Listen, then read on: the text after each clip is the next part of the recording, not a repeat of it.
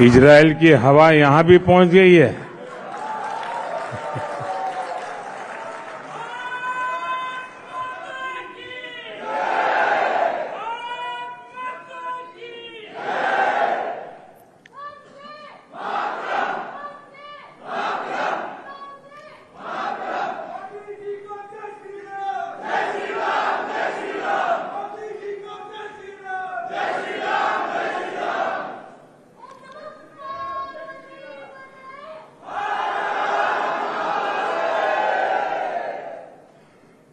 नमस्कार।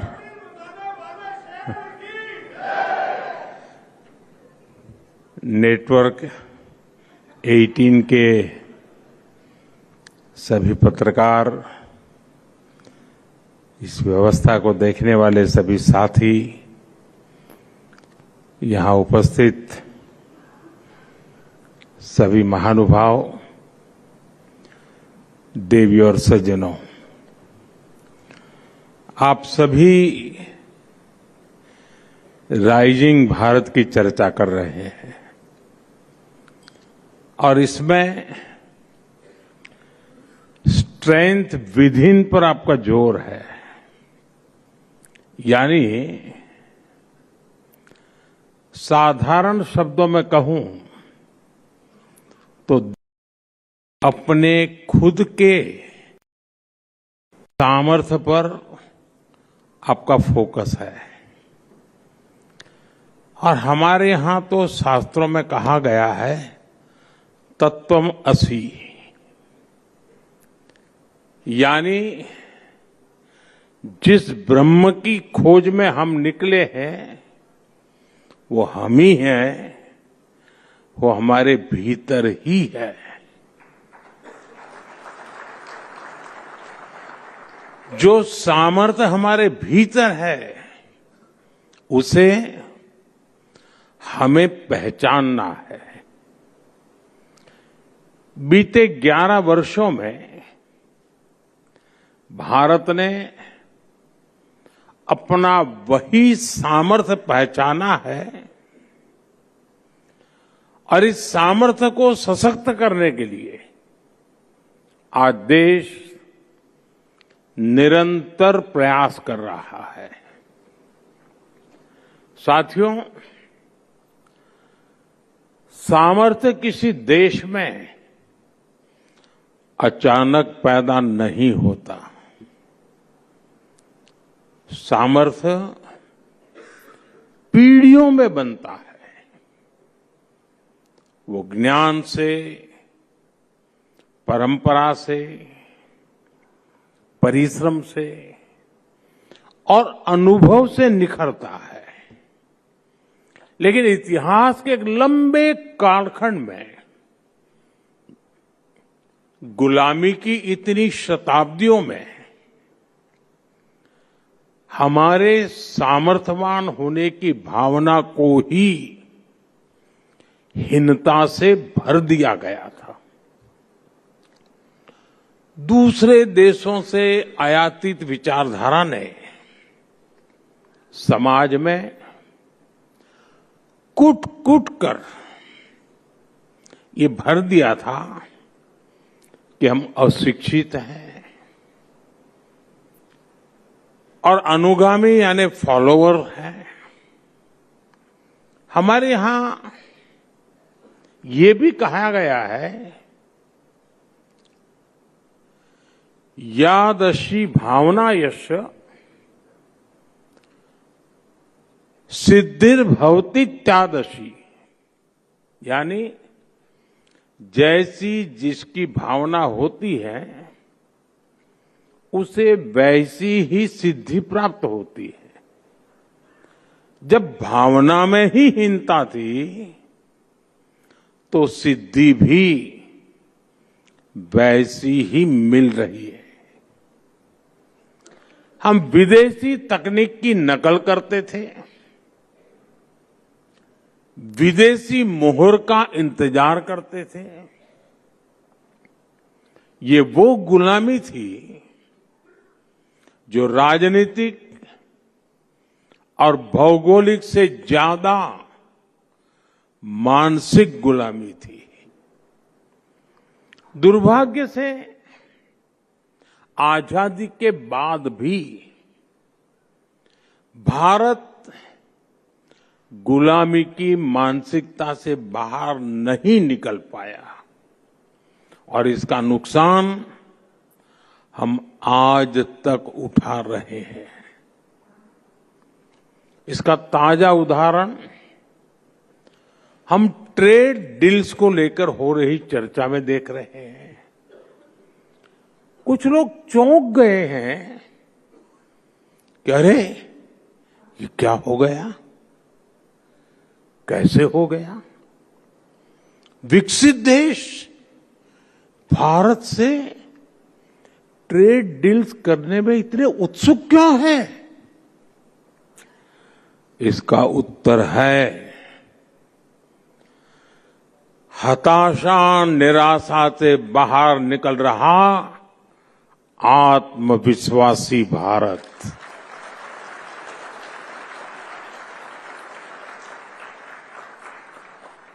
अगर देश आज भी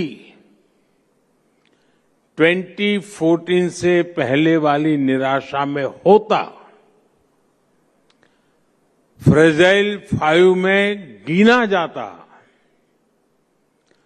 पॉलिसी पैरालिसिस से गिरा होता, अगर ये हाल होते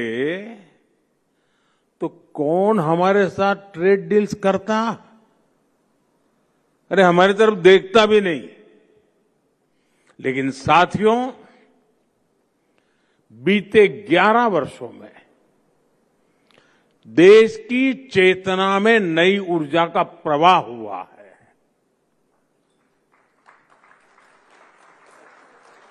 भारत अब अपने खोए हुए सामर्थ्य को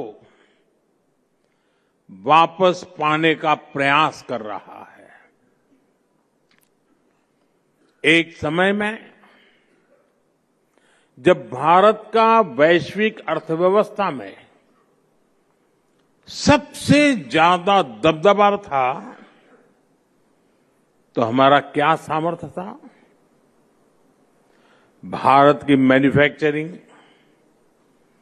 भारत की प्रोडक्ट्स की क्वालिटी, भारत की अर्थनीति। अब आज का भारत फिर से इन बातों पर फोकस कर रहा है। इसलिए हमने मैन्युफैक्चरिंग पर काम किया, हमने मेक इन इंडिया पर बल दिया, हमने अपने बैंकिंग सिस्टम को सशक्त किया, महंगाई जो डबल डिजिट की दर से भाग रही थी उसको कंट्रोल किया और भारत को दुनिया का ग्रोथ इंजन बनाया।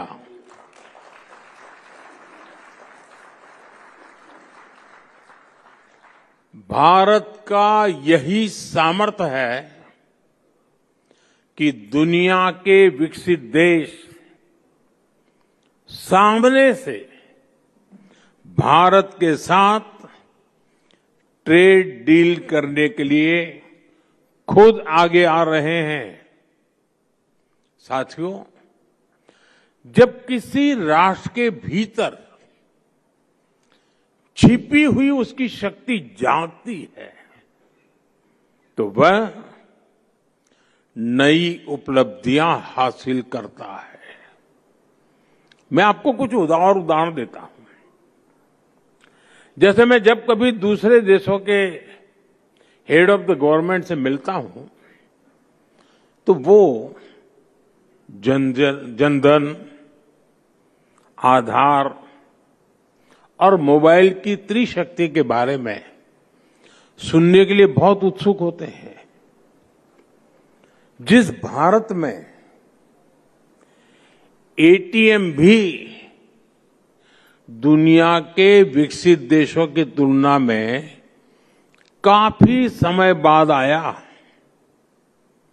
उस भारत ने डिजिटल पेमेंट सिस्टम में ग्लोबल लीडरशिप कैसे हासिल कर ली, जहां पर सरकारी मदद की लीकेज को कड़वा सच मान लिया गया था, वो भारत डीबीटी के जरिए 24 लाख करोड़ रुपए यानी 24 ट्रिलियन रुपीज कैसे लाभार्थियों को भेज पा रहा है। भारत का डिजिटल पब्लिक इंफ्रास्ट्रक्चर आज पूरे विश्व के लिए चर्चा का विषय बन चुका है।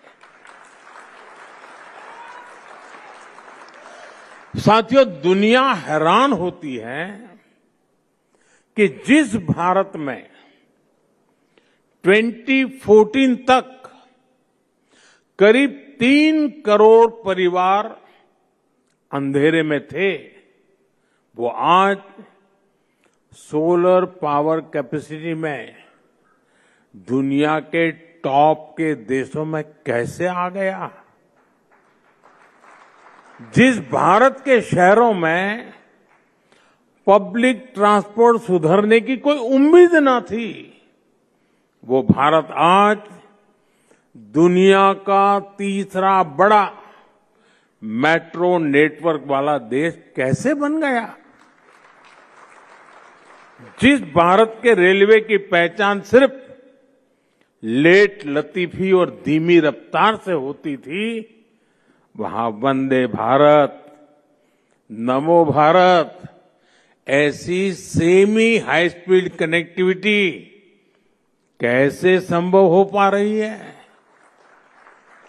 साथियों, एक समय था जब भारत नई टेक्नोलॉजी का सिर्फ और सिर्फ कंज्यूमर था। आज भारत नई टेक्नोलॉजी का निर्माता भी है और नए मानक भी स्थापित कर रहा है। और ऐसा इसलिए हुआ है क्योंकि हमने अपने सामर्थ्य को पहचाना है। जिस स्ट्रेंथ विदिन की आप चर्चा कर रहे हैं, ये उसका ही उदाहरण है। साथियों, जब हम गर्व से आगे बढ़ते हैं तो दुनिया हमें जिस नजर से देखती रही है, वो नजर भी बदली है। आप याद कीजिए, कुछ साल पहले तक दुनिया में ग्लोबल मीडिया में भारत के किसी इवेंट की कितनी कम चर्चा होती थी। भारत में होने वाले इवेंट्स को उतनी तवज्जो ही नहीं दी जाती थी। और आज देखिए, भारत जो करता है, जो एक्शन यहां होता है, उसका वैश्विक विश्लेषण होता है।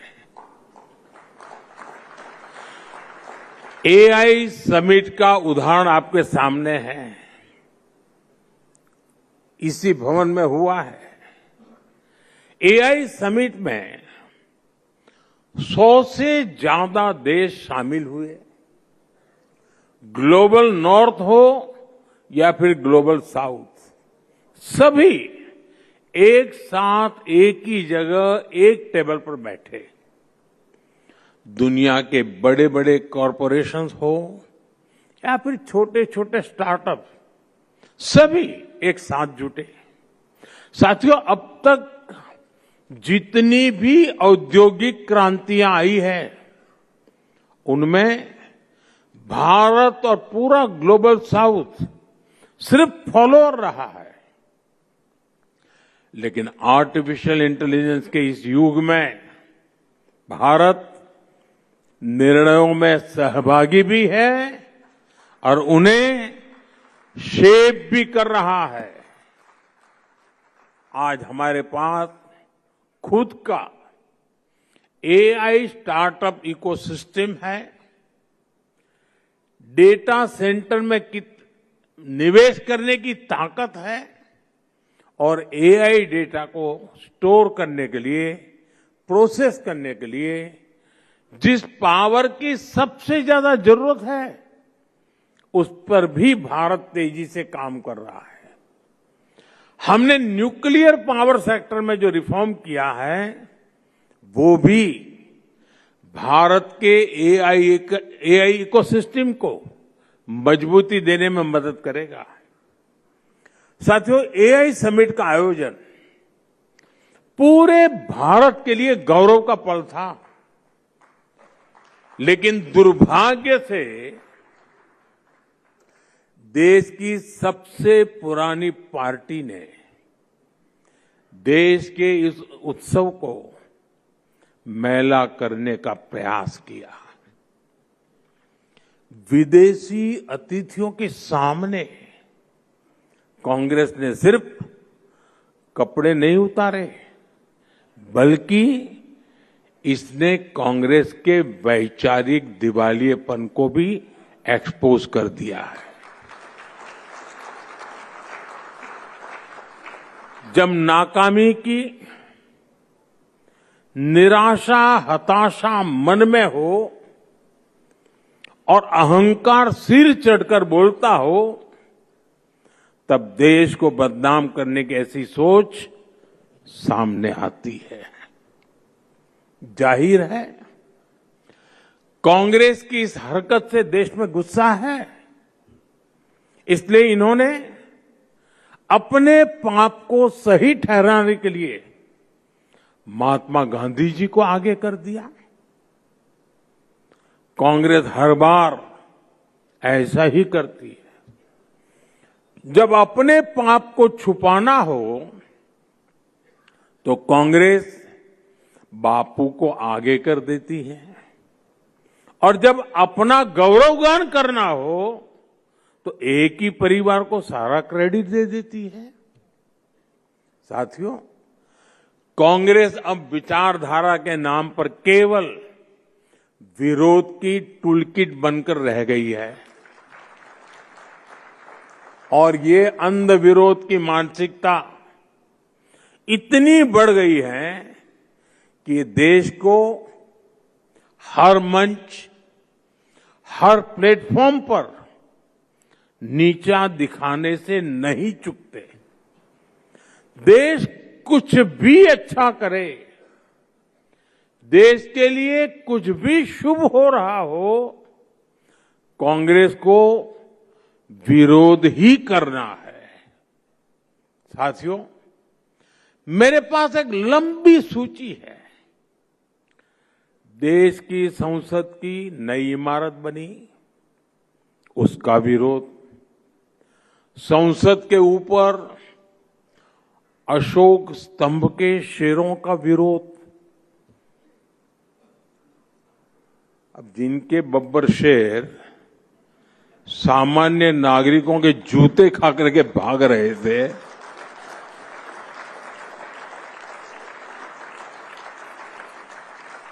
उनके संसद भवन के शेर के दांत देख करके डर लग गया उनको। कर्तव्य भवन बना, उसका भी विरोध।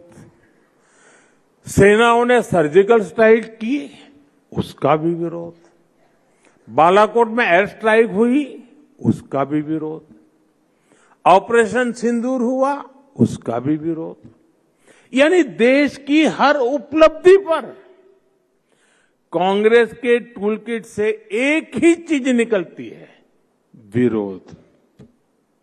साथियों, देश ने आर्टिकल 370 की दीवार गिराई, देश खुश हुआ, लेकिन कांग्रेस ने विरोध किया।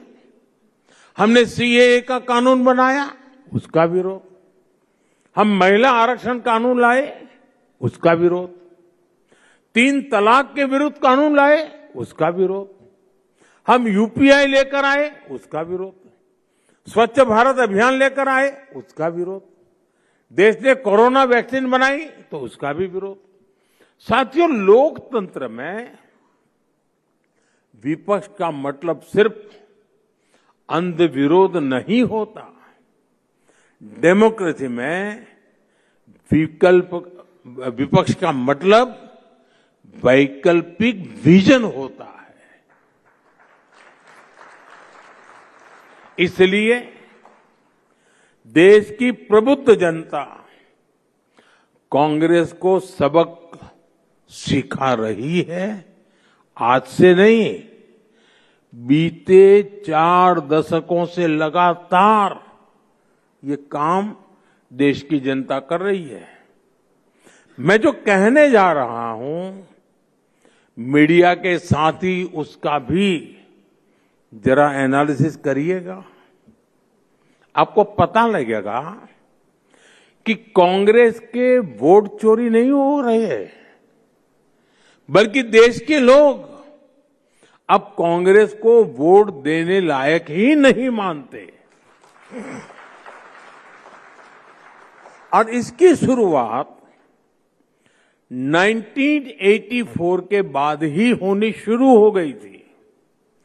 1984 में कांग्रेस को 39% वोट मिले थे और 400 से अधिक सीटें मिली थी।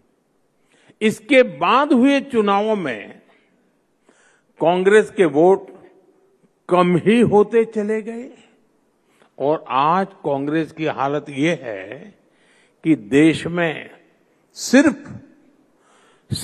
4 राज्य ऐसे बचे हैं जहां कांग्रेस के पास 50 से ज्यादा विधायक है।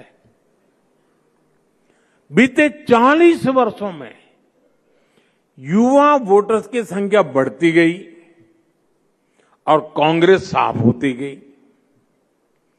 कांग्रेस परिवार की गुलामी में डूबे लोगों का एक क्लब बनकर रह गई है।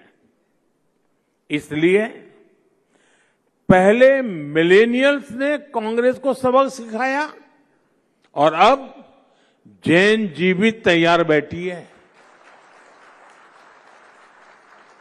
साथियों, कांग्रेस और उसके साथियों की सोच इतनी छोटी है कि उन्होंने दूरदृष्टि से काम करने का भी गुनाह बना दिया है। आज जब हम विकसित भारत 2047 की बात करते हैं तो कुछ लोग पूछते हैं, इतनी दूर की बात अभी क्यों कर रहे हो? कुछ लोग ये भी कहते हैं कि तब तक मोदी जिंदा थोड़ी रहेगा। सच्चाई ये है कि राष्ट्र निर्माण कभी भी तत्कालिक सोच से नहीं होता। वो एक बड़े विजन, धैर्य और समय पर लिए गए निर्णयों से होता है। मैं कुछ और तथ्य नेटवर्क 18 के दर्शकों के सामने रखना चाहता हूं। भारत हर साल विदेशी समुद्री जहाजों से माल ढुलाई पर 6 लाख करोड़ रुपए से अधिक खर्च करता है किराए पर। फर्टिलाइजर के आयात पर हर साल 2.25 लाख करोड़ रुपए खर्च होते हैं। पेट्रोलियम आयात पर हर साल 11 लाख करोड़ रुपए खर्च होते हैं।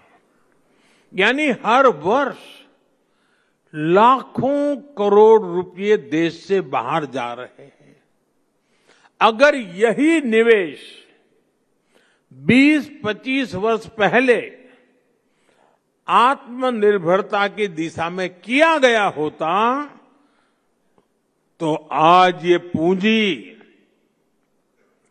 भारत के इंफ्रास्ट्रक्चर, रिसर्च, इंडस्ट्री, किसान और युवाओं की क्षमताओं को मजबूत कर रही होती। आज हमारी सरकार इसी सोच के साथ काम कर रही है। विदेशी जहाजों को 6 लाख करोड़ रुपए ना देना पड़े, इसलिए भारत शिपिंग और पोर्ट इंफ्रास्ट्रक्चर को मजबूत किए जा रहा है। फर्टिलाइजर का डोमेस्टिक प्रोडक्शन बढ़ाने के लिए नए प्लांट लग रहे हैं। नैनो यूरिया को बढ़ावा दिया जा रहा है।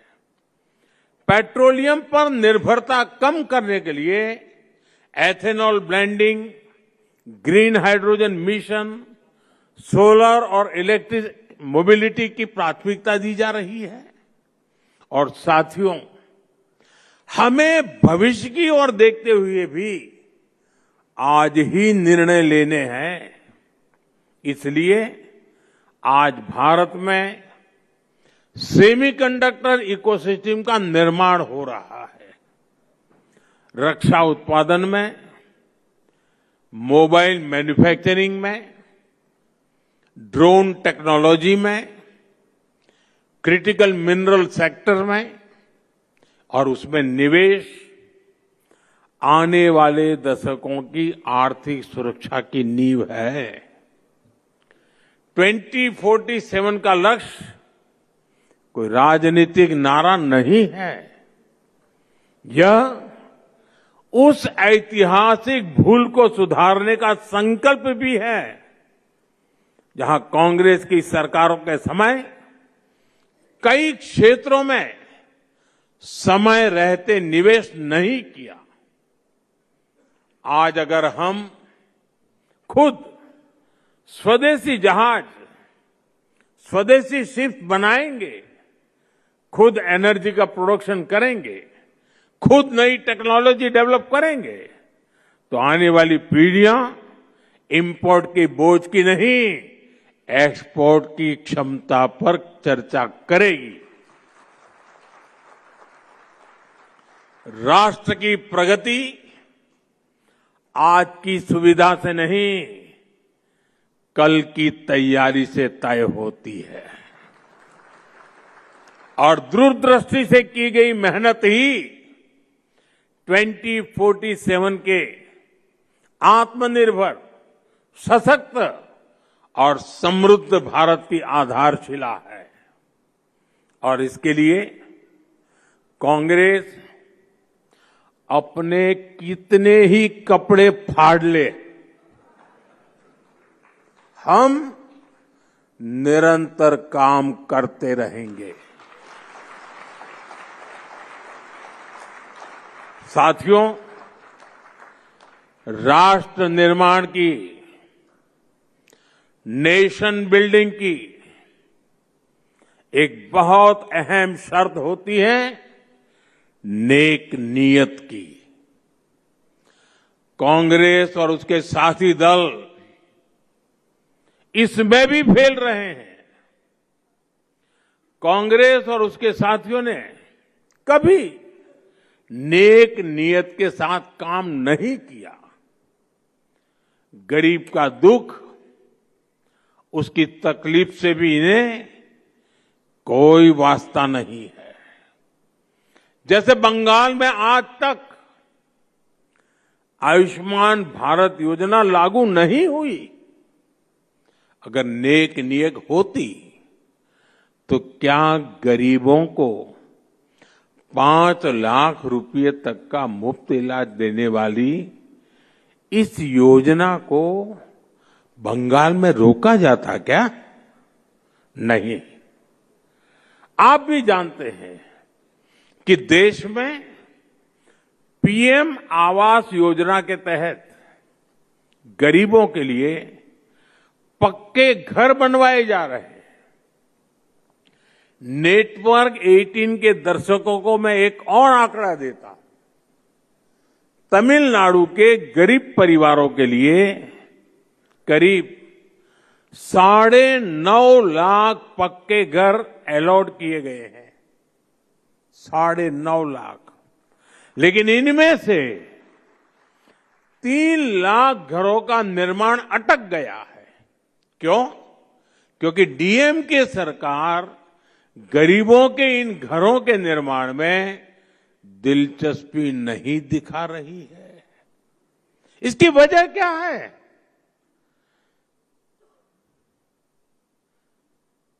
इसकी वजह है नियत नेक नहीं है। साथियों, मैं आपको एग्रीकल्चर सेक्टर का भी उदाहरण देता हूं। कांग्रेस के समय में खेती किसानी को अपने हाल पर छोड़ दिया गया था। छोटे किसानों को कोई पूछता ही नहीं था। फसल बीमा का हाल बेहाल था। एमएसपी पर स्वामीनाथन कमेटी की रिपोर्ट फाइलों में दबा दी गई थी। कांग्रेस बजट में घोषणाएं जरूर करती थी, लेकिन जमीन पर कुछ नहीं होता था, क्योंकि उसकी नीयत ही नहीं थी। हमने देश के किसानों के लिए नेक नीयत के साथ काम करना शुरू किया और आज उसके परिणाम दुनिया देख रही है।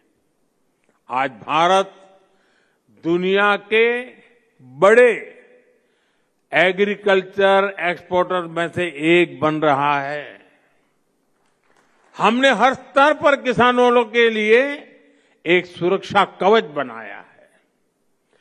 पीएम किसान सम्मान निधि के माध्यम से किसानों के खाते में 4 लाख करोड़ रुपए से अधिक जमा किए गए हैं।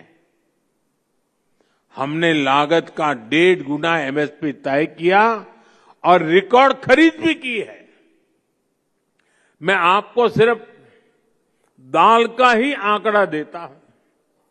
यूपीए सरकार ने 10 साल में सिर्फ 6 लाख मैट्रिक टन दाल किसानों से एमएसपी पर खरीदी। 6 लाख मैट्रिक टन।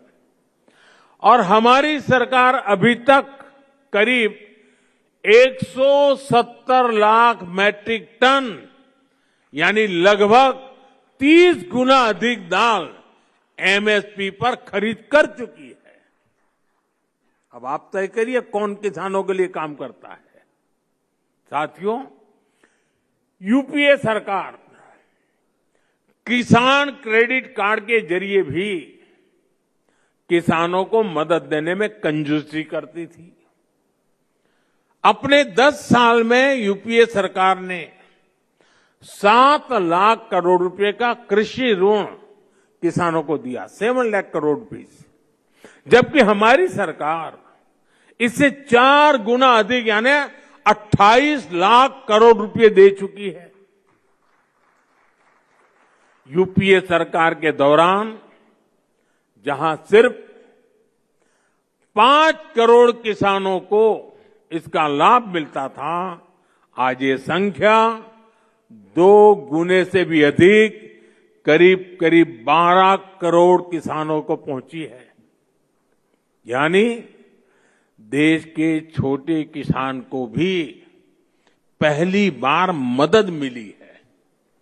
हमारी सरकार ने पीएम फसल बीमा योजना का सुरक्षा कवच भी किसानों को दिया। इसके तहत करीब 2 लाख करोड़ रुपए किसानों को संकट के समय मिल चुके हैं। हम नेक नियत से काम कर रहे हैं, इसलिए भारत के किसानों का आत्मविश्वास बढ़ रहा है, उनकी प्रोडक्टिविटी बढ़ रही है और आय में भी वृद्धि हो रही है। साथियों, 21वीं सदी का 1/4 हिस्सा बीत चुका है। अब अगला चरण भारत के विकास का निर्णायक दौर है। वर्तमान में लिए गए निर्णय ही भविष्य की दिशा तय करेंगे। हमें अपने सामर्थ्य को पहचानते हुए, उसे बढ़ाते हुए आगे चलना है। हर व्यक्ति अपने क्षेत्र में श्रेष्ठता को लक्ष्य बनाए। हर संस्था एक्सीलेंस को अपना संस्कार बनाए। हम सिर्फ उत्पाद न बनाएं, बेस्ट क्वालिटी प्रोडक्ट बनाएं। हम सिर्फ रूटीन काम न करें, वर्ल्ड क्लास काम करें। हम क्षमता को परफॉर्मेंस में बदले। मैंने लाल किले से कहा है, यही समय है, सही समय है। यही समय है भारत को नई ऊंचाइयों पर ले जाने का। एक बार फिर आप सभी को बहुत बहुत शुभकामनाएं, बहुत बहुत धन्यवाद। नमस्कार।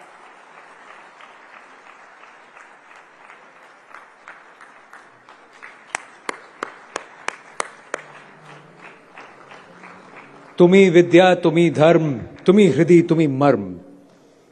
सुजलाम सुफलाम मातरम, वंदे मातरम। That's the नेक नियत प्रधानमंत्री Narendra Modi has for Bharat. A bigger round of applause for the captain of this ship. बहुत बहुत धन्यवाद प्रधानमंत्री जी।